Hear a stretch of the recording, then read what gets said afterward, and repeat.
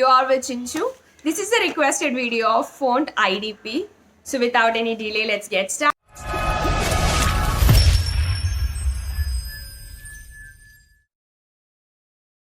ഇന്ന് നമ്മൾ പഠിക്കാൻ പോകുന്ന എന്തിനെ പറ്റിയാണ്? GST പറ്റിയാണ്. ഗുഡ്സ് ആൻഡ് സർവീസ് ടാക്സിന്റെ ബേസിക് കോൺസെപ്റ്റ്സും വളരെ ഇമ്പോർട്ടന്റ് ആയിട്ടുള്ള ധാരാളം കോൺസെപ്റ്റ്സ് ആണ് നമ്മൾ ഈ വീഡിയോയിൽ പഠിക്കാൻ പോകുന്നത്. വൺ മോർ തിങ്, ഓൾറെഡി ഇംഗ്ലീഷിലും ഹിന്ദിയിലും GST കോൺസെപ്റ്റ്സിന്റെ വീഡിയോസ് കിടപ്പുണ്ട്. This is specially for those who love to watch videos in Malayalam. അപ്പോൾ GST എന്ന് പറയുമ്പോൾ എന്താണ്? Goods and service tax, right? First of all, ഇന്ത്യയിൽ മെയിനായിട്ട് രണ്ട് ടൈപ്പ് ഓഫ് ടാക്സസ് ആണുള്ളത്. ഒന്ന് ഡയറക്റ്റ് ടാക്സും ഒന്ന് ഇൻഡയറക്റ്റ് ടാക്സും. ഡയറക്റ്റ് ടാക്സ് എന്ന് വെച്ചാൽ എന്താണ്? ഏത് പേഴ്സന്റെ മണ്ടയ്ക്കാണോ അത് ലെവി ചെയ്യുന്നത് അതേ പേഴ്സൺ തന്നെ അത് പേ ചെയ്യണം. That means levy as well as the burden to pay lies on the same person. അതായത് സിമ്പിൾ ആയിട്ട് പറഞ്ഞാൽ, ഫോർ എക്സാമ്പിൾ, എൻ്റെ ഇൻകം, എനിക്കൊരു സർട്ടൻ എമൗണ്ട് ഓഫ് ഇൻകം ഉണ്ടെന്ന് വെച്ചു, അത് പ്രിസ്ക്രൈബ് ചെയ്തിരിക്കുന്ന ലിമിറ്റ്സിനെക്കാട്ടി കൂടുതലുണ്ടെങ്കിൽ ഡെഫിനറ്റ്ലി ഞാൻ എന്ത് ചെയ്യണം? ഇൻകം ടാക്സ് പേ ചെയ്യണം, right? Income tax is one of the direct taxes, one of the major direct taxes, right? അപ്പം ഇൻകം ടാക്സ് പേ ചെയ്യണം. അപ്പൊ എന്റെ ഇൻകത്തിന്റെ മണ്ടയ്ക്കുള്ള ടാക്സ് ആണ് ഇൻകം ടാക്സ്, റൈറ്റ്? ആ ഇൻകം ടാക്സ് ഞാൻ തന്നെയാണ് പേ ചെയ്യുന്നത്. എനിക്ക് ആ ഒരു പേ ചെയ്യാനുള്ള ആ ഒരു ബേർഡൻ ഉണ്ടല്ലോ, അത് മറ്റൊരാളിലേക്ക് ഷിഫ്റ്റ് ചെയ്യാൻ പറ്റില്ല. ദാറ്റ് മീൻസ് അത് പേ ചെയ്യാൻ അല്ലെങ്കിൽ അത് ലെവിയബിൾ ആവുന്ന, അത് ചാർജബിൾ ആവുന്ന എൻ്റെ മേലിലേക്കാണെങ്കിൽ അത് എൻ്റെ പോക്കറ്റിൽ നിന്ന് തന്നെ പോകണം. ദാറ്റ് മീൻസ് പേ ചെയ്യുന്നതും ലെവി ആവുന്നതും സെയിം പേഴ്സൺ ആണെങ്കിൽ that means direct tax. And in case of indirect ടാക്സിന്റെ കേസിൽ എന്താണ്? ഇത് രണ്ട് different person. That means leviable on one person and payable by another person. That means എന്താണ്? നമുക്ക് ആ ഒരു ബേർഡൻ ടു പേ ഇല്ലേ, അത് നമുക്ക് ഷിഫ്റ്റ് ചെയ്യാൻ പറ്റും. ഒരു സിമ്പിൾ ആയിട്ടുള്ള ഒരു എക്സാമ്പിൾ പറഞ്ഞുതരാം. Domino's pizza hut. ഞാൻ ഡോമിനോസിൽ പോയിട്ട് പിസ്സ വാങ്ങിച്ച് കഴിച്ചു. ഓക്കെ, അവിടെ ചെന്നിട്ട് ഞാൻ കഴിച്ചു കഴിഞ്ഞ് എനിക്ക് ബില്ല് തന്നപ്പോൾ ഫുഡിന്റെ എൻറ്റയർ ബില്ലിന്റെ കൂടെ ഇത്ര percentage, for example 18%, just casually പറയുവാണ്, 18% ആണെന്ന് വെച്ചോ, GST ആഡ് ചെയ്തു. അപ്പൊ ഞാൻ ടോട്ടൽ കൺസ്യൂം ചെയ്ത ഫുഡിന്റെ കൂടെ GST ഒരു സർട്ടൻ പെർസെൻറ്റേജ് കൂടെ ആഡ് ചെയ്ത് എന്റെ കയ്യിൽ നിന്ന് വാങ്ങിച്ചിട്ട് എന്ത് ചെയ്തു? ഈ ഡോമിനോസിന്റെ ഓണേഴ്സ് അല്ലെങ്കിൽ ആ റെസ്റ്റോറന്റ് ഓണേഴ്സ് എന്ത് ചെയ്തു? ഡയറക്ട്ലി ഗവൺമെന്റിന് പേ ചെയ്തു. ഇവിടെ എക്സാക്ട്ലി എന്താ പറ്റിയത്? ഈ GST അല്ലെങ്കിൽ ഈ ടാക്സ് അടയ്ക്കേണ്ട ടാക്സ് എമൗണ്ട് ലെവിയബിൾ ആവുന്ന ആരുടെ മണ്ടയ്ക്കാ? ഓണേഴ്സിന്റെ കയ്യിലാണ്, ഡോമിനോസിന്റെ ഓണേഴ്സിന്റെ കയ്യിലാണ്, റൈറ്റ്? അപ്പൊ ടാക്സ് പേ ചെയ്യാനുള്ള ആ ഒരു ലെവിയബിലിറ്റി അല്ലെങ്കിൽ ചാർജബിലിറ്റി ഓണേഴ്സിന്റെ മേലിലാണെങ്കിൽ പോക്കറ്റിൽ നിന്ന് പോയ ശരിക്കും അത് പേ ചെയ്ത് തരാൻ ഞാൻ. ദാറ്റ് മീൻസ് അവരെന്ത് ചെയ്തു? ഡോമിനോസിന്റെ ഓണേഴ്സ് എന്ത് ചെയ്തു? അവരുടെ മണ്ടയ്ക്ക് ടാക്സബിൾ ആയ അല്ലെങ്കിൽ അവരുടെ മണ്ടയ്ക്ക് ചാർജബിൾ ആയ ടാക്സ് എമൗണ്ട് എന്റെ കയ്യിൽ നിന്ന്, ദാറ്റ് മീൻസ് അൾട്ടിമേറ്റ് കൺസ്യൂമറായ ഞാൻ, എന്റെ കയ്യിൽ നിന്ന് കളക്ട് ചെയ്തിട്ട് ഗവൺമെന്റ് പേ ചെയ്തു. അപ്പൊ ബേർഡൻ ശരിക്കും എന്റെ പോക്കറ്റിൽ നിന്നാണ് പോയത്, എനിക്കാണ് ആ ഒരു പൈസ നഷ്ടമായത്. ഓക്കെ, ആൻഡ് ഇതിന്റെ റെസ്പോൺസിബിലിറ്റി ടു പേ ആരുടെ മേളിലായിരുന്നു? ഓണേഴ്സ്, ഡോമിനോസിന്റെ ഓണേഴ്സിന്റെ മണ്ടയ്ക്കായിരുന്നു. ദാറ്റ് മീൻസ് എന്താണ്? ഈ ലെവി ആണെങ്കിലും ഈ ഒരു അൾട്ടിമേറ്റ് ബേർഡൻ ബെയർ ചെയ്യുന്നതും ഡിഫറെന്റ് പേഴ്സൺസ് ആണ്. അപ്പൊ അത് രണ്ടും ഡിഫറെന്റ് പേഴ്സൺസ് ആണെങ്കിൽ അതിനെ ഇൻഡയറക്റ്റ് ടാക്സ് എന്ന് പറയും. അത് രണ്ടും സെയിം പേഴ്സൺ ആണെങ്കിൽ അതിന്റെ കേസിൽ ഡയറക്റ്റ് ടാക്സ് എന്ന് പറയും.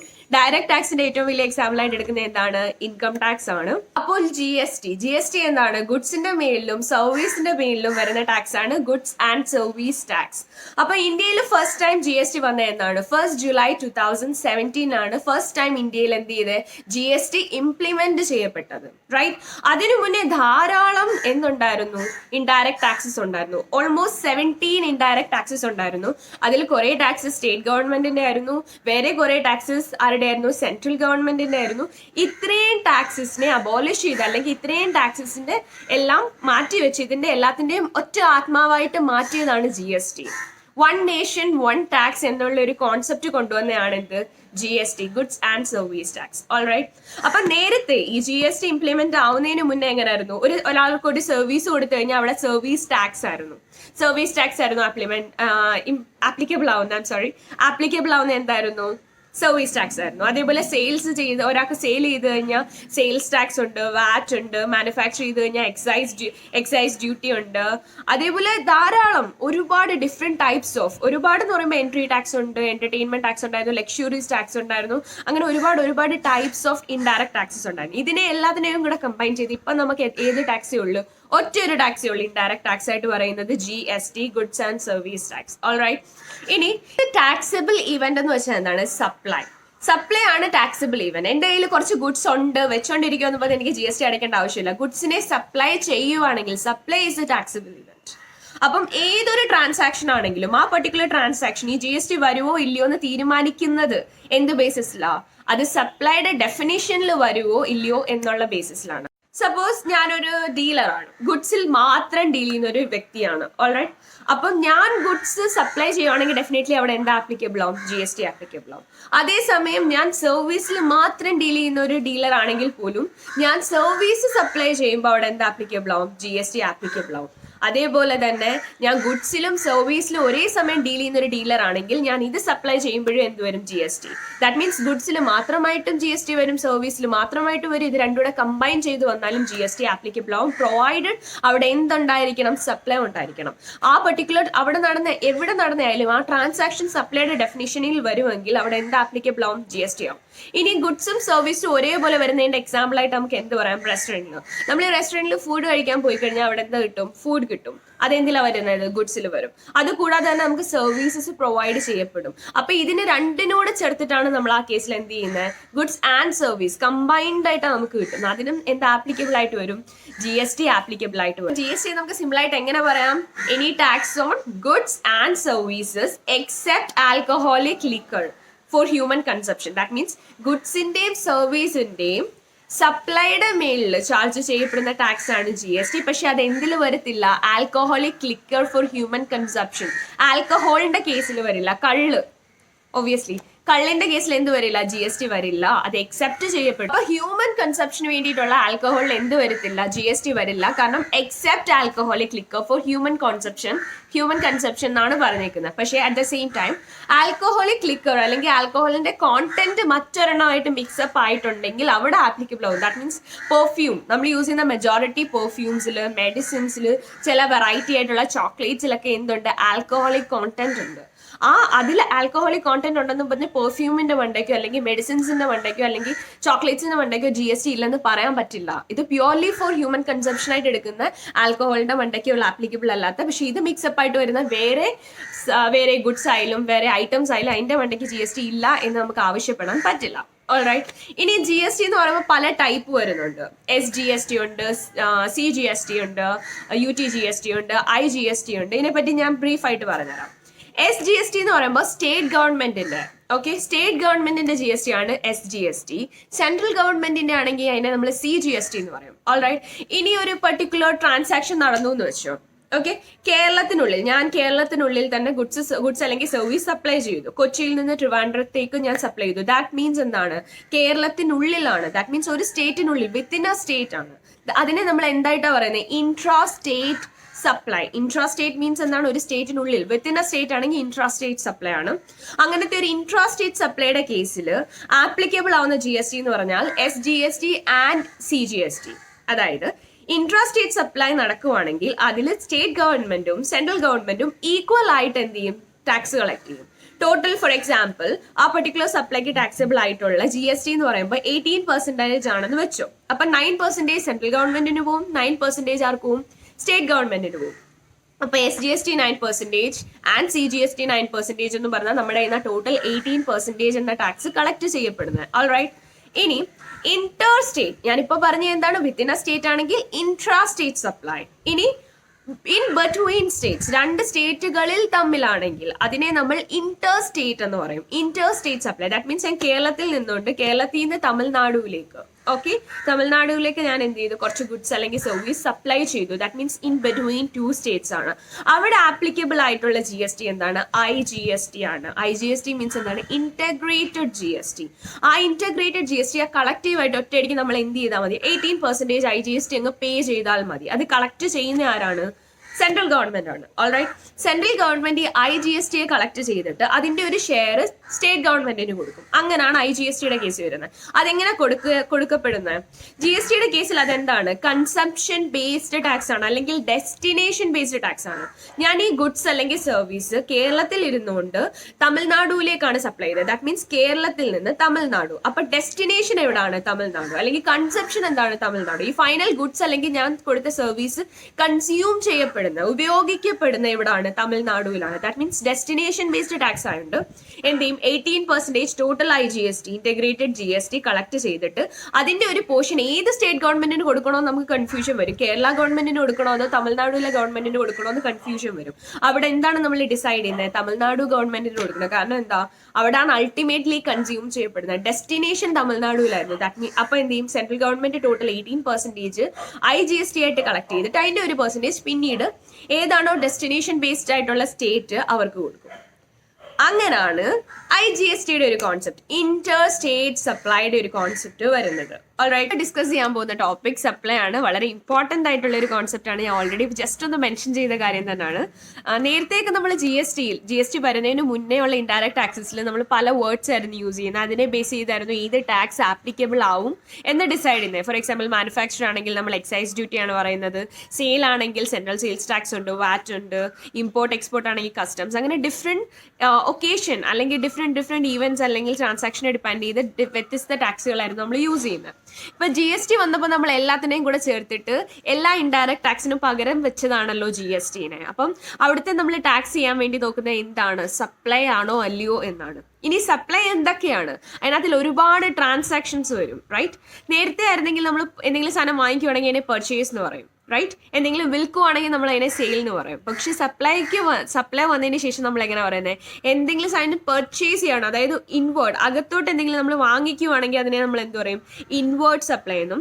എന്തെങ്കിലും സെൽ ചെയ്യുവാണ്, വെളിയിലോട്ട് വിടുവാണെങ്കിൽ അതിനെ എന്താണ് പറയുന്നത്? ഔട്ട്വേർഡ് സപ്ലൈ എന്നാണ് പറയുന്നത്. ഇനി സപ്ലൈയിൽ ധാരാളം transactions, different types of transaction ഇതിനകത്ത് കവേർഡ് ആണെന്ന് ഞാൻ പറഞ്ഞു. ഫോർ എക്സാമ്പിൾ, ഫസ്റ്റ് എക്സാമ്പിൾ ആയിട്ട് എടുക്കാൻ പോകുന്നത് ഒരു ബേക്കറിയെ വെച്ചിട്ട് പറയാം. Right, Thomson bakery. Okay, Thomson ബേക്കറിയുടെ ഒരു ബ്രാഞ്ച് നമ്മുടെ കേരളത്തിലുണ്ട്, അടൂരുണ്ട്. ഒരു തോംസൺ ബേക്കറിയുടെ ബ്രാഞ്ച് എവിടെ ഉണ്ട്? അടൂർ, കേരളത്തിലുണ്ട്. ഒരു ബ്രാഞ്ച് ബാംഗ്ലൂരുണ്ട്, കർണാടക, ബാംഗ്ലൂരുണ്ട്. ഓൾറൈറ്റ്, അപ്പം പെട്ടെന്ന് ഒരു ദിവസം ഞാനിങ്ങനെ നോക്കി, ഈ രണ്ട് തോംസൺ ബേക്കറി ഓൺ ചെയ്യുന്ന സെയിം ഓണർ തന്നെയാണ്, സെയിം വ്യക്തിയുടെ തന്നെ ഡിഫറെന്റ് ബ്രാഞ്ചസ് ആണെന്ന് മാത്രമേ ഉള്ളൂ. ഓൾറൈറ്റ്, അപ്പോൾ ഒരു ദിവസം നമ്മൾ നോക്കിയപ്പോൾ നമ്മുടെ കേരളത്തിലുള്ള ആ തോംസൺ ബേക്കറിയിൽ ബിസ്ക്കറ്റ്സും കേക്ക്സും അങ്ങനെ കൊമോഡിറ്റീസ് പെട്ടെന്ന് ഒരുപാട് ഷോർട്ടേജ് വന്നു, ഓർഡർ ഒരുപാട് കൂടുതലും വന്നു. അപ്പോൾ ഞാൻ പെട്ടെന്ന് എന്ത് ചെയ്തു? വിളിച്ചിട്ട് കർണാടകയിലുള്ള തോംസൺ ബേക്കറി അവിടെ വിളിച്ചിട്ട് ഞാൻ പറഞ്ഞു, ഇതുപോലെ സാധനങ്ങൾ വേണം, കുറച്ച് ബിസ്ക്കറ്റ്സും കുറച്ച് കേക്ക്സും ഒക്കെ വേണം, ഇങ്ങോട്ട് ട്രാൻസ്ഫർ ചെയ്യണമെന്ന് പറഞ്ഞ് ആവശ്യപ്പെട്ടു. റൈറ്റ്, അവിടുത്തെ അപ്പം അവരെന്ത് ചെയ്തു? ബാംഗ്ലൂരുള്ള എൻ്റെ തന്നെ ഗോഡൗൺ, ഞാൻ തോംസന്റെ ഓണർ എന്നുള്ള രീതിയിൽ പറയാം, അതാന്ന് തോന്നുന്നു കുറച്ചുകൂടി സിമ്പിളായിട്ട് മനസ്സിലാവുന്നത്. ഓക്കെ, ഞാൻ തോംസന്റെ ഓണറാന്ന് വെച്ചു. അപ്പം ഞാൻ എന്ത് ചെയ്തു? എൻ്റെ തന്നെ കർണാടക അല്ലെങ്കിൽ ബാംഗ്ലൂരിലുള്ള ഗോഡൗണിൽ നിന്ന് ഗുഡ്സിനെ ഇങ്ങോട്ട് ട്രാൻസ്ഫർ ചെയ്യാൻ വേണ്ടി ആവശ്യപ്പെട്ടു. അവരങ്ങനെ അവിടെ നിന്ന് എന്ത് ചെയ്തു? കുറേ ബിസ്ക്കറ്റ്സും കേക്ക്സും ഞാൻ പറഞ്ഞ ഐറ്റംസ് എല്ലാം ട്രാൻസ്ഫർ ചെയ്ത് കേരളത്തിൽ എൻ്റെ അടൂരുള്ള ബേക്കറിയിലേക്ക് കൊണ്ടുവന്ന് വെച്ചു. ഓക്കെ, അപ്പം ഞാൻ ശരിക്കും എന്താണ് ഇവിടെ ചെയ്തത്? സ്റ്റോക്ക് ട്രാൻസ്ഫർ ആണ് ചെയ്തത്. ഗുഡ്സിനെ സിംപ്ലി മൂവ് ചെയ്ത എൻ്റെ തന്നെ ഓണർഷിപ്പ് ഉള്ള രണ്ട് ബ്രാഞ്ചിൽ നിന്ന്, ബ്രാഞ്ച് 1 നിന്ന് ബ്രാഞ്ച് 2 ഗുഡ്സ് ട്രാൻസ്ഫർ ചെയ്തു. ഇത് ആക്ച്വലി എന്തെങ്കിലും സെയിൽ നടന്നോ? ഇല്ല. എന്തെങ്കിലും കൺസിഡറേഷൻ എനിക്ക് കിട്ടിയോ? ഇല്ല. ഇതിനെ സിമ്പിളായിട്ട് പറഞ്ഞു കഴിഞ്ഞാൽ എന്താണ്? ഇതൊരു മൂവ്മെന്റ് ഓഫ് ഗുഡ്സ് മാത്രമാണ്, അല്ലെങ്കിൽ ഒരു സ്റ്റോക്ക് ട്രാൻസ്ഫർ മാത്രമാണ്. പക്ഷേ സപ്ലൈയുടെ ഡെഫിനേഷനകത്ത് എന്ത് വരും? ഇതും വരും. ഇതും ഈ ഒരു ട്രാൻസാക്ഷൻ അല്ലെങ്കിൽ സ്റ്റോക്ക് ട്രാൻസ്ഫർ സിമ്പിളായിട്ട് പറഞ്ഞാൽ ഇതും എന്ത് വരും? സപ്ലൈയുടെ ഡെഫിനിഷനിൽ വരും. അപ്പം മെയിനായിട്ട് ഒരു കൺഫ്യൂഷനായിട്ട് വരുന്നത് എന്തായിരിക്കും? കൺസിഡറേഷൻ ഇല്ലല്ലോ എന്ന് പറഞ്ഞു.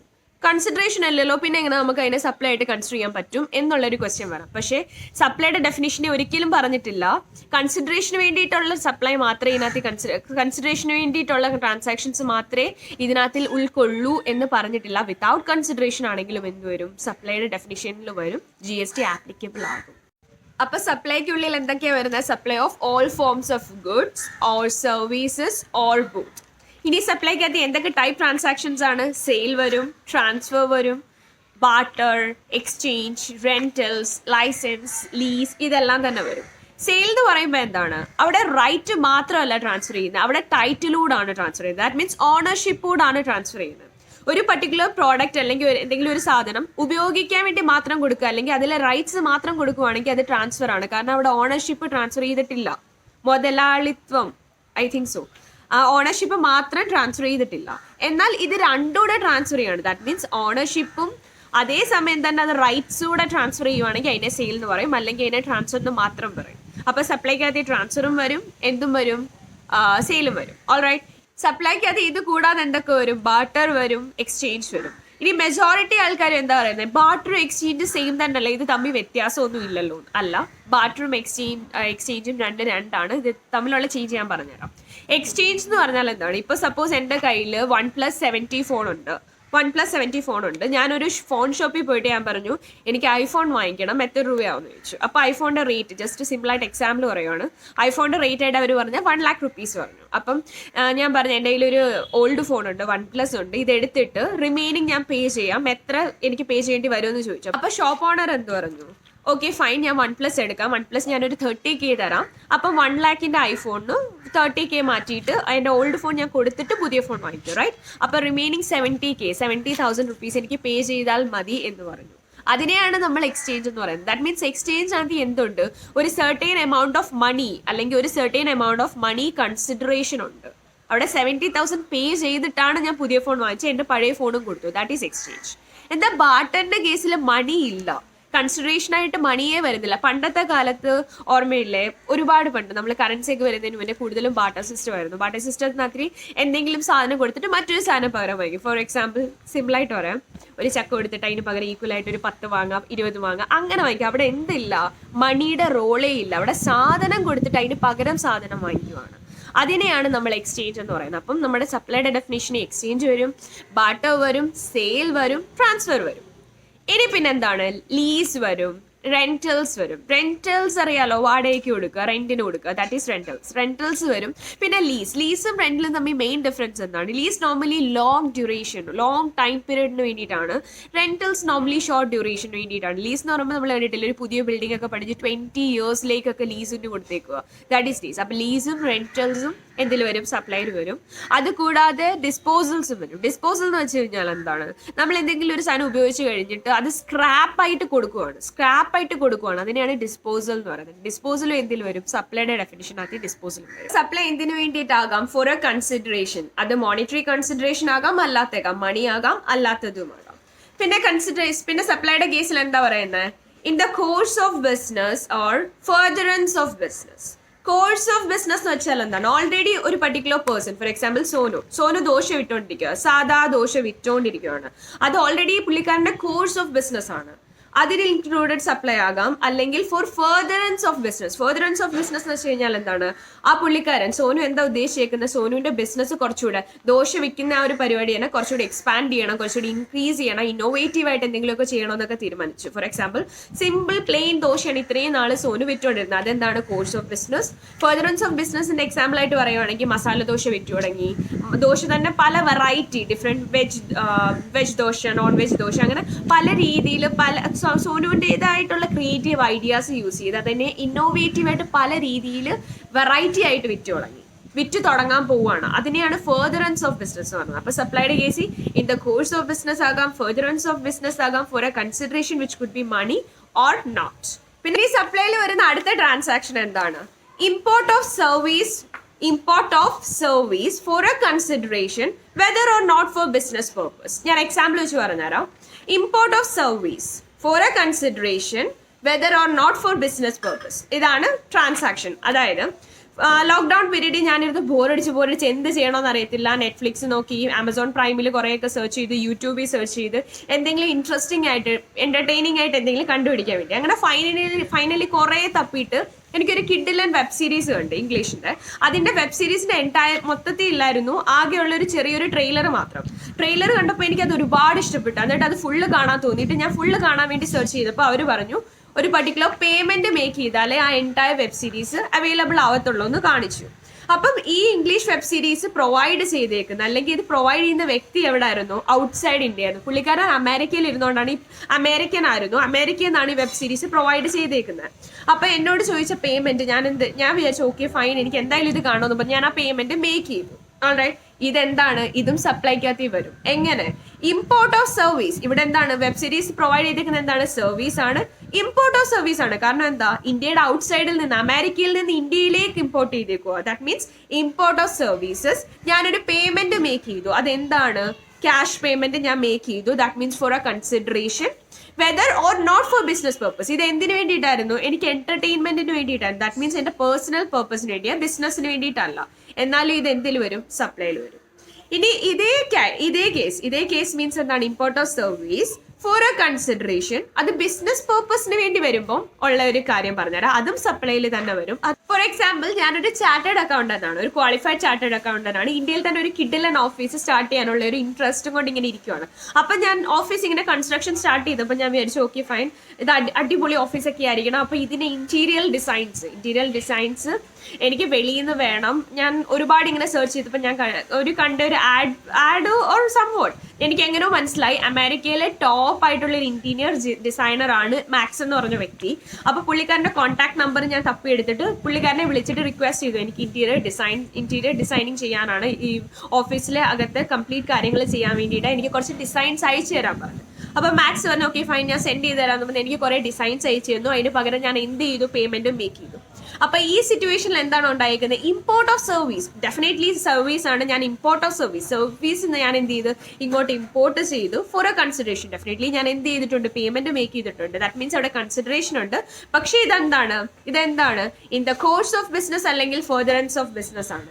എന്റെ പ്രൊഫഷന് വേണ്ടിയിട്ട് അല്ലെങ്കിൽ ബിസിനസ് വേണ്ടിയിട്ടാണ്. സോ ബിസിനസ്സിന് വേണ്ടിയിട്ടാണെങ്കിലും ബിസിനസ്സിന് വേണ്ടിയിട്ടല്ലെങ്കിലും, ഫസ്റ്റ് പറഞ്ഞ എക്സാമ്പിൾ എന്തായിരുന്നു? ബിസിനസ്സിന് വേണ്ടിയിട്ടല്ല, പേഴ്സണൽ യൂസിന് വേണ്ടിയിട്ടാണ്. അപ്പൊ ബിസിനസ്സിന് വേണ്ടിയിട്ടാണെങ്കിലും ബിസിനസ്സിന് വേണ്ടിയിട്ടല്ലെങ്കിലും സർവീസ് ഇമ്പോർട്ട് ചെയ്യുവാണ് ഫോർ എ കൺസിഡറേഷൻ ആണെങ്കിൽ അത് എന്തിന്റെ ഡെഫിനിഷനിൽ കവർ ആവും? സപ്ലൈയുടെ ഡെഫിനിഷനിൽ കവർ ആകും. So this was the first lecture on GST.